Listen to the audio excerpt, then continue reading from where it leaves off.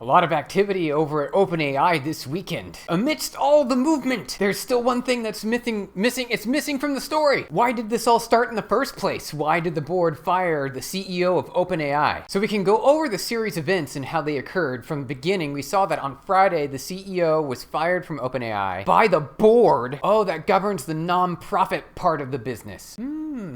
Because, right, there's two sides. There's a profit side and then the non-profit side, which is the original entity, the business entity side of things. Also, the president, Greg Brockman, was removed from the board and then also resigned. Woo! All right, so we got some interesting happenings on Friday. And then over the weekend, we saw that there was a negotiation for return to OpenAI. The CEO took this picture, and we can see that there were some negotiations at the table. However, that didn't work out, and it looks like they hired the former CEO of Twitch to step in as the new CEO. There's so many CEO things happening, and then the CEO of Microsoft jumps in and announces that the two founders here we see, now they'll be joining Microsoft. That's crazy. This is what's going on here. So it goes beyond this. The core team as well from OpenAI is joining Microsoft directly. We can see here that there is a nice package, an incentive package for money-wise.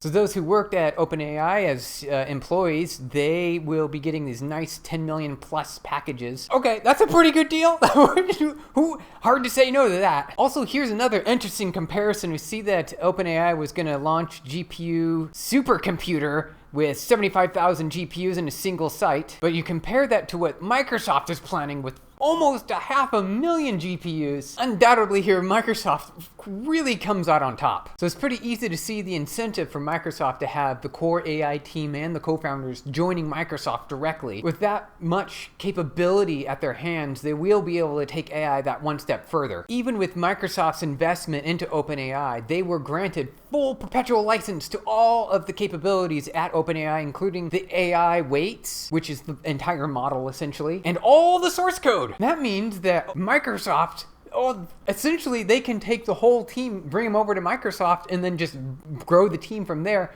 and they have full access to everything OpenAI has. Okay, Microsoft is winning in this case. Some definite chess moves are being played in this case. What? So we're still faced with that question. What really happened on Friday with the board? What made them make this decision? Clearly, the biggest benefactor here is Microsoft and the shareholders of Microsoft. The part that I'm most interested in here about the board being made up with a seemingly random selection of people, including a potential OpenAI competitor. I mean, I'd have to look at the board composition. This might be Microsoft themselves. It might get overshadowed. This one fact, what kickstarted the whole thing. I'm very curious to find out what really happened to kickstart this.